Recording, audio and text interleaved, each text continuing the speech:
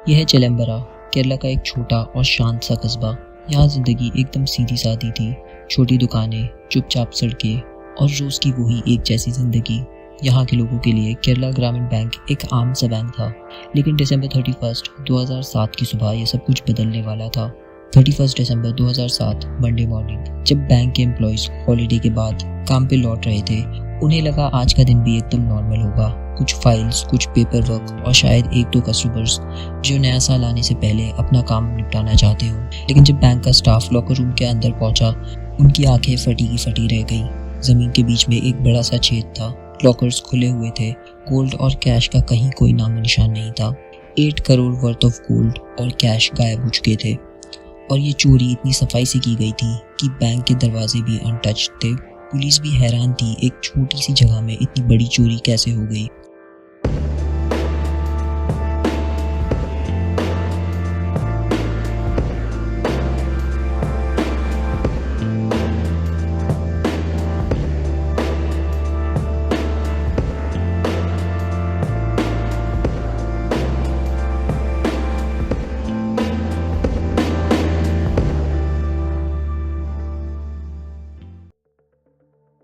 बड़ी चोरियां हमेशा एक छोटी सी जगह से शुरू होती है। इस बार वो जगह थी चिदम्बरा। हर बड़ी चोरी के पीछे होती है एक टीम, एक मास्टरमाइंड और एक प्लान। इस कहानी के हीरो तो नहीं, लेकिन कलाकार थे यूनुस और उसकी टीम। ये 4 लोग अलग अलग जिंदगी और बैकग्राउंड से आए थे, लेकिन एक प्लान ने इन्हें एक साथ जोड़ दिया था। यूनुस अ मास्टरमाइंड और प्लान बनाने में माहिर। एक समय पर यूनुस एक छोटे बिजनेसमैन के घर पैदा हुआ था, लेकिन उसकी ज़िंदगी हमेशा एक ही चीज़ मांगती थी, पैसा और इज्जत। छोटी मोटी दुकानें चलाने के बाद उसने सीखा कि छोटे सपनों से ज़िंदगी नहीं बदलती, एक बड़ा प्लान चाहिए होता है। फिर था रफ़ी, टीम का लुकआउट एक्सपर्ट। एक ऑटो रिपेयर शॉप में काम करता था, लेकिन वक्त के साथ उसका इंटरेस्ट बदल गया था। छोटी छोटी चोरियाँ करके रफ़ी ने समझ लिया था कि दुनिया में चालाक बनना ज़रूरी है। यूनुस ने रफ़ी का दिमाग देखा और उसे अपनी टीम का हिस्सा बना लिया। निज़ाम, टीम का सबसे स्ट्रॉन्ग मेंबर। एक समय पर वो एक मजदूर था जो कंस्ट्रक्शन साइट्स पर काम करता था। उसकी ज़िंदगी का सपना एक ही था, अपनी फैमिली को गरीबी से बाहर निकालना। आखिरी मेंबर था मोइदीन, चुपचाप रहने वाला। मोइदीन पहले एक अकाउंटेंट था, नंबर्स और कैलकुलेशन का मास्टर। लेकिन ऑफिस की कम सैलरी और ज़िंदगी की मजबूरियों ने उसे नाराज़ कर दिया था। जब यूनुस ने मोइदीन को बताया कि एक प्लान है जो उनकी ज़िंदगी बदल सकता है, तो मोइदीन उसके साथ आ गया। यूनुस ने एक बैंक के बगल में एक पेंट की दुकान किराए पर ली। दुकान बस एक कवर अप थी, एक सीक्रेट ऑपरेशन के लिए। 4 लोग रात भर काम करते, टनल खोदते और मिट्टी चुपके से हटाते। ये काम आसान नहीं था। हर रोज काम के बाद वो दुकान नॉर्मल लगती थी, जैसे कुछ हुआ ही नहीं। ये प्लान इतना परफेक्ट था कि एक गलती भी इनका गेम खत्म कर सकती थी। लेकिन यूनुस की टीम हर रोज थोड़ा थोड़ा आगे बढ़ रही थी।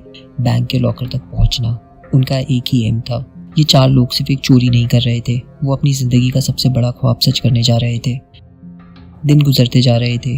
टनल बैंक के लॉकर के नीचे तक पहुंचने वाली थी। लेकिन क्या यूनुस और उसकी टीम इस प्लान को अंजाम तक ले जा पाएगी, या फिर किस्मत उनका साथ नहीं देगी। 31 दिसंबर 2007, साल का आखिरी दिन। लेकिन चिदम्बरा के लोगों के लिए बस एक आम रात थी। किसी को भी अंदाज़ा नहीं था कि एक छोटी सी पेंट की दुकान के पीछे कुछ लोग एक बहुत बड़ी चोरी को अंजाम देने वाले हैं। 4 हफ्ते तक रात भर चुपचाप काम करने के बाद यूनुस और उसकी टीम तैयार थी। टनल बैंक के लॉकर रूम के नीचे तक पहुंच चुकी थी। बस एक कदम और वो सभी बैंक के लॉकर रूम के अंदर होते। रात के 2 बजे ये वो वक्त था जब पूरा शहर सो रहा था। यूनुस और उसकी टीम टनल के आखिरी हिस्से को तोड़ने के लिए रेडी थी।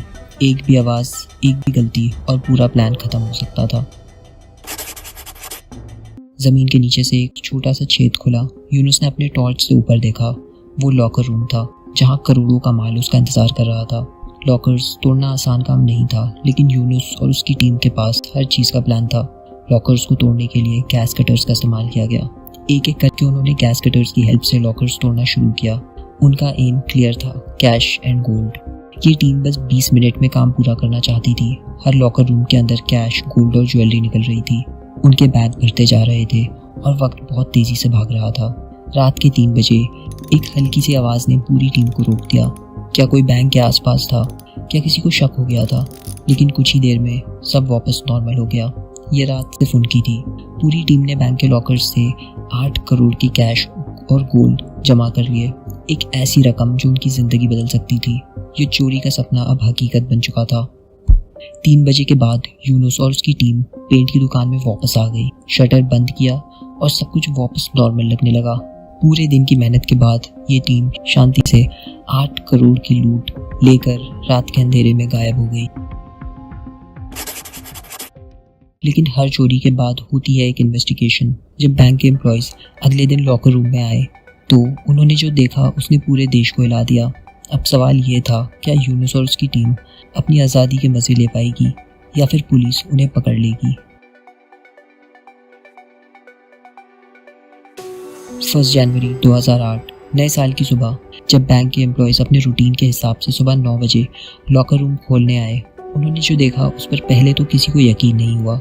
लॉकर्स टूट चुके थे, लॉकर रूम की ज़मीन पर टनल की ओपनिंग थी और सारी चीज़ें बिखरी हुई थी। पहले तो मैनेजर को लगा कि ये सिर्फ एक छोटी चोरी होगी, लेकिन जब उन्होंने एक एक करके लॉकर के हिसाब लगाना शुरू किया तो पता चला कि ये 8 करोड़ की लूट थी। कैश और ज्वेलरी के साथ बैंक के लॉकर्स को साफ कर दिया गया था। ना कोई आवाज़ सुनी गई, ना कोई ताला टूटा। ये इम्पॉसिबल लग रहा था।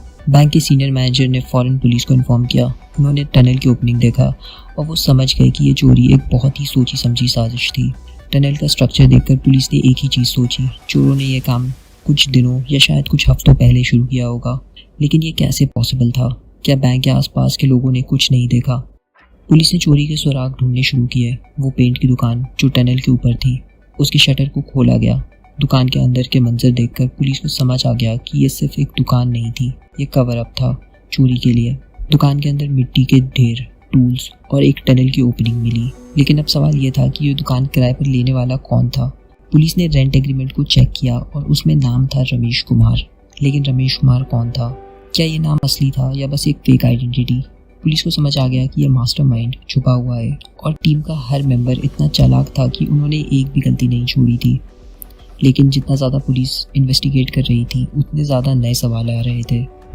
चिदंबरम की ये बैंक हाइस्ट अब एक नेशनल न्यूज़ बन चुकी थी। मीडिया ने इस चोरी को इंडिया की सबसे बड़ी बैंक रॉबरी का नाम दे दिया था। पूरे देश में सिर्फ यही सवाल था, क्या पुलिस यूनुस और उसकी टीम को ढूंढ पाएगी या ये चोरी हमेशा के लिए एक राज बनकर रह जाएगी।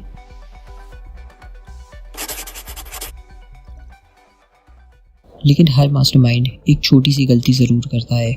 बैंक के लॉकर रूम और टनल का इंस्पेक्शन करने के बाद पुलिस के हाथ बस मिट्टी, टूल्स और एक फेक आइडेंटिटी लगी थी। लेकिन पुलिस को पता था कि चोरों ने चाहे कितनी भी सफाई से काम किया हो, एक छोटी सी गलती उनका पता ज़रूर दे सकती है। अब पुलिस की इन्वेस्टिगेशन 2 चीज़ों पर फोकस कर रही थी, एक टनल के सामान की सोर्स और दूसरा पेंट की दुकान का किराएदार जो अपनी फेक आइडेंटिटी के पीछे छुपा बैठा था। सबसे पहले पुलिस ने टनल के कंस्ट्रक्शन के टूल्स को आइडेंटिफाई करने की कोशिश की। टूल्स काफ़ी स्पेसिफिक थे, गैस कटर्स, शवल्स और मिट्टी के बैग्स।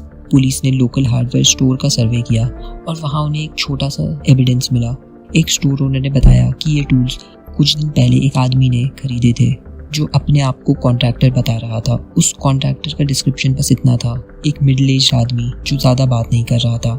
लेकिन सबसे बड़ी बात ये थी कि उसने पेमेंट कैश में की थी और कोई रेसिप्ट नहीं ली थी। दूसरी तरफ पेंट की दुकान के रेंट एग्रीमेंट के पेपर में दिया गया नाम रमेश कुमार था, लेकिन पुलिस को शुरू से शक था कि ये फेक आइडेंटिटी थी। जब उन्होंने दुकान के बैकग्राउंड को चेक किया तो पता चला कि वो किराएदार दुकान का रेंट कभी भी डायरेक्ट नहीं देने आता था। रेंट के पैसे एक कुरियर सर्विस के जरिए भेजे जाते थे और वो भी कैश में। ये साफ था कि मास्टरमाइंड अपनी असली पहचान को छुपाना चाह रहा था। लेकिन हर मास्टरमाइंड एक गलती जरूर करता है और वो गलती बनी एक फ़ोन कॉल के रूप में। पुलिस ने दुकान के आसपास के लोगों से पूछताछ शुरू की। एक चाय वाला जो पेंट की दुकान के पास अपनी दुकान लगाता था, उसने बताया कि एक आदमी दुकान के काम के लिए अक्सर फ़ोन यूज़ करता था। ये छोटी बात पुलिस के लिए एक बड़ा सुराग बन गई। पुलिस ने मोबाइल नेटवर्क्स का डेटा स्कैन करना शुरू किया और वो नंबर आइडेंटिफाई कर लिया जो उस लोकेशन पर एक्टिव था। ये मोबाइल नंबर एक फेक सिम कार्ड का था। लेकिन पुलिस को एक चीज़ और पता चली, नंबर की लास्ट लोकेशन, और वो लोकेशन थी मलापुरम, केरला। पुलिस को समझ आ गया कि इस टीम का एक मेंबर अब मलापुरम के आसपास हो सकता है। जितना पुलिस इन्वेस्टिगेट कर रही थी, उतनी साफ तस्वीर सामने आ रही थी। ये कोई आम चोरी नहीं थी, ये लोग ट्रेंड और एक्सपीरियंस्ड क्रिमिनल्स थे जो एक एक कदम सोच समझ कर चल रहे थे, लेकिन पुलिस भी उनका पीछा छोड़ने के लिए तैयार नहीं। पुलिस अब एक कदम और आगे बढ़ चुकी थी। मोबाइल रिकॉर्ड्स, हार्डवेयर टूल्स का लिंक और लोकल विटनेसेस के बयान पुलिस के इन्वेस्टिगेशन को एक नई डायरेक्शन में ले जा रहे थे। लेकिन सवाल अभी भी वही था, क्या पुलिस यूनुस और उसकी टीम तक पहुंच पाएगी और कैसे? मलापुरम की फोन लोकेशन और हार्डवेयर स्टोर के टूल्स की जानकारी के बाद पुलिस का शक एक गैंग पर गया था जो केरला में पहले भी छोटी छोटी चोरी और इलीगल एक्टिविटीज में इन्वॉल्व थी। पुलिस ने अपने नेटवर्क के जरिए ये गैंग के मेंबर्स की बैकग्राउंड चेक किया।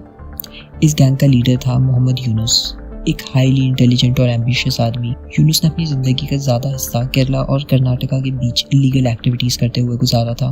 वो अपने दोस्तों के साथ मिलकर गोल्ड स्मगलिंग और पेटी थेफ्ट करता था। लेकिन इस बार यूनुस ने एक बड़ी चोरी की प्लानिंग की थी। उसका एम क्लियर था, अपनी टीम के साथ एक रिस्की लेकिन सफल हाइस्ट करना जो उन्हें एक नई जिंदगी दे सके। पुलिस को पता था कि ये गैंग सिर्फ छोटे लोगों का ग्रुप नहीं था, ये लोग हाईली स्किल्ड और रोल स्पेसिफिक प्रोफेशनल्स का एक नेटवर्क था। पुलिस ने अपना फोकस यूनुस और उसके दोस्तों के पिछले रिकॉर्ड्स पर लगाया। यूनुस के बारे में एक और चीज़ पुलिस ने नोट की, वो अपने प्लान्स को कभी लोकल एरिया में डिस्कस नहीं करता था। वो हमेशा आउटर टाउन्स और दूसरे स्टेट्स में जाकर मीटिंग करता था। अब पुलिस का टारगेट था यूनुस और उसकी टीम की लोकेशन ट्रैक करना, लेकिन ये कैसे पॉसिबल था? यहाँ पे पुलिस को एक और इम्पोर्टेंट क्लू मिला, एक अबैंडन्ड कार जो मलापुरम के आउटस्कर्ट्स पे छोड़ी गई थी। उसमें एक फिंगरप्रिंट मिला।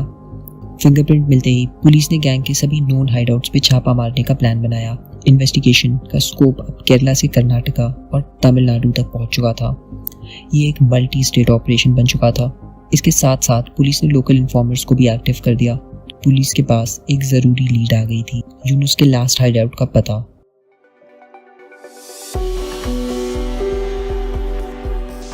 ये था कर्नाटका के बेलगांव की एक पुरानी बिल्डिंग जिसमें रिपेयर का काम चल रहा था। लेकिन इस बार पुलिस के पास वक्त कम था और वो कोई रिस्क नहीं लेना चाहते थे। ऑपरेशन के लिए एक स्पेशल टास्क फोर्स को प्रिपेयर किया गया जो बिना गलती के यूनुस को पकड़े। पुलिस ने बेलगांव के उस पुरानी बिल्डिंग को सराउंड करने का प्लान बनाया। ये ऑपरेशन रात के वक्त लॉन्च किया गया, जहाँ पे ऑफिसर्स ने बिल्डिंग के हर एक एग्जिट पॉइंट को ब्लॉक कर दिया। प्लेन क्लोथ्स ऑफिसर को बिल्डिंग के अंदर घुसने के लिए मेंटेनेंस वर्कर्स के रूप में भेजा गया। उनका टारगेट था यूनुस को बिना किसी खून खराबे के अरेस्ट करना। रात के 1 बजे का वक्त था। पुलिस की स्पेशल टीम धीरे धीरे बिल्डिंग के अंदर बढ़ रही थी। बिल्डिंग के अंदर कंप्लीट साइलेंस था, लेकिन एक छोटे से कमरे के अंदर से लाइट दिख रही थी। पुलिस को शक हुआ कि ये यूनुस है। एक ऑफिसर ने धीरे से दरवाज़ा खोला और जो उन्होंने देखा वो सच में अनएक्सपेक्टेड था। कमरे के बीच में एक मैप पड़ा हुआ था और उसके आसपास यूनुस के साथ 2 लोग और बैठे थे। ये लोग अगले गोल्ड स्मगलिंग ऑपरेशन की प्लानिंग कर रहे थे। पुलिस ने बिना वक्त गवाए यूनुस को सराउंड कर लिया और उन्हें अरेस्ट करने का सिग्नल दिया। यूनुस एक पल के लिए शॉक में था। एक छोटी सी स्ट्रगल के बाद पुलिस ने यूनुस को ग्राउंड पर गिरा दिया और उसके हाथ में हैंडकफ्स पहना दिए। मास्टरमाइंड यूनुस, जो अब तक पुलिस के लिए एक पहेली बन चुका था, अब उनके सामने था। पुलिस के ऑफिसर्स के चेहरे पर रिलीफ थी क्योंकि 1 महीने से चल रही इन्वेस्टिगेशन अब अपने अंत पर आ चुकी थी। चिलम्बरा हाइस्ट सिर्फ एक कहानी नहीं थी, it was a lesson. Yunus जैसे मास्टरमाइंड कितना भी प्लान कर ले, गलतियाँ होती ज़रूर हैं और पुलिस की लगन और डेडिकेशन उन गलतियों को ढूंढ कर सही लोगों तक पहुंच जाती है।